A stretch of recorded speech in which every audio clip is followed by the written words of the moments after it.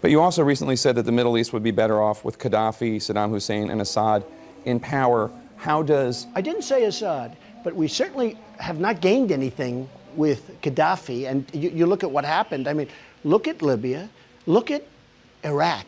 Iraq used to be no terrorist. He would kill the terrorists immediately. It was like, now it's the Harvard of terrorism. Iraq. If you look at Iraq from years ago, I'm not saying he was a nice guy, he was a horrible guy. But it was a lot better than it is right now. Right now, Iraq is a training ground for terrorists. Right now, Libya, nobody even knows Libya. Frankly, there is no Iraq and there is no Libya. It's all broken up. They have no control. Nobody knows what's going on. The world would be better off with Saddam Hussein 100%. And Gaddafi in power? 100%. Now, as far as Assad is concerned. What about the human rights abuses? Let's talk, well, you don't think they're happening now? They're worse now than they ever were. People are getting their heads chopped off. They're being drowned. Right now, they're far worse than they were ever under Saddam Hussein or Gaddafi. I mean, look what happened. Libya is a catastrophe. You look at our ambassador as an example, okay?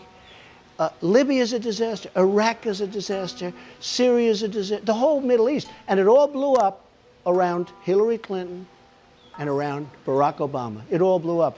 Now, one thing about Assad, not a good guy. I understand that. But we're backing and spending billions and billions of dollars on backing rebels that we have no idea who they are. And a lot of people think they're ISIS. I happen to think they're ISIS, but who knows? But we're spending billions of dollars to get Assad out with people that we have no idea who they are. I don't think that's smart. We have to rebuild our country. Our country's falling to pieces. We have 19 trillion in debt. We have infrastructure that's a disaster. Our roadways, our airports, our schools, everything. We have to start thinking about ourselves. We're pouring trillions of dollars into the Middle East, and we have nothing for it. We have nothing. I give to many people. Before 2 months ago, I was a businessman. I give to everybody. When they call, I give. And you know what? When I need something from them, 2 years later, 3 years later, I call them. They are there for me. So what'd you that's get? A broken system. So what'd you get from Hillary Clinton and Nancy Pelosi? Well, I'll tell you what. With Hillary Clinton, I said, be at my wedding, and she came to my wedding. You know why? She had no choice because I gave. I don't need anybody's money. It's nice. I don't need anybody's money. I'm using my own money. I'm not using the lobbyists. I'm not using donors. I don't care. Hillary Clinton was the worst Secretary of State in the history of our country. The worst. The world blew up around her. Every single thing that she touched turned to garbage. The entire Middle East in her reign and the reign of Barack Obama went to hell. And you have Assad, and then you have the rebels. How many times have we been backing rebels to find out that they're always worse than the guy that's in there? Right? All the time. They all say, fight Assad. Fight Assad. Assad's a bad guy. They're all bad guys. Not too many good guys over there, right? They're all bad guys. I mean, what did we get by knocking out Gaddafi, right? Nothing. What did we get by knocking out Saddam Hussein? And frankly, you know, in all fairness, there were no weapons of mass destruction. But what did we get out of it? Saddam Hussein killed terrorists. He would kill them immediately. He didn't do it politically correct. He found a terrorist, they were gone within 5 seconds, okay? With us, we find a terrorist, it's going to be 25 years in a trial.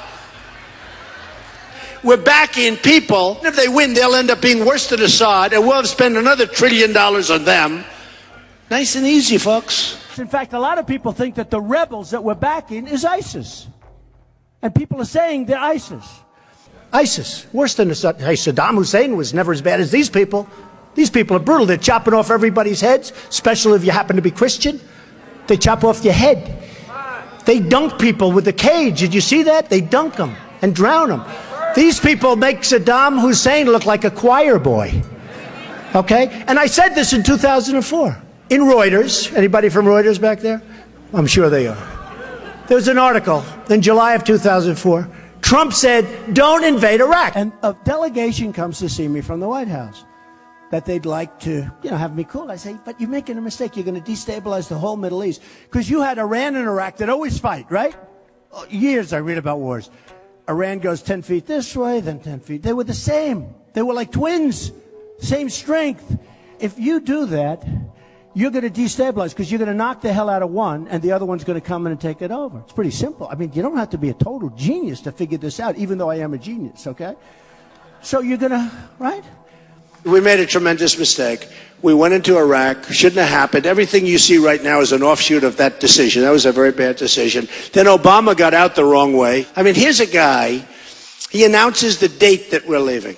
So the enemy pulls back. What do we have to fight for? They're leaving. We leave 18 months later. Putin wants to bomb. I say, go ahead. Go ahead. Bomb. I don't know Putin, but he said nice things about me. He said Trump is a genius, and Trump is going to win, and Trump is leading the party. All right, said nice things. Look, you know, I always like a compliment. We all like compliments. Not going to influence me. Believe me, I'm going to do what's right. But he said these things. So the other people said, we want you to disavow what Putin said. First of all, I say this. Guy calls you a genius, you're not going to disavow. Do we agree? Only a stupid person would disavow, not a genius. No genius would disavow being called a genius. But more importantly, if you look at it, wouldn't it be nice if we actually got along with Russia and other countries? Wouldn't it be nice?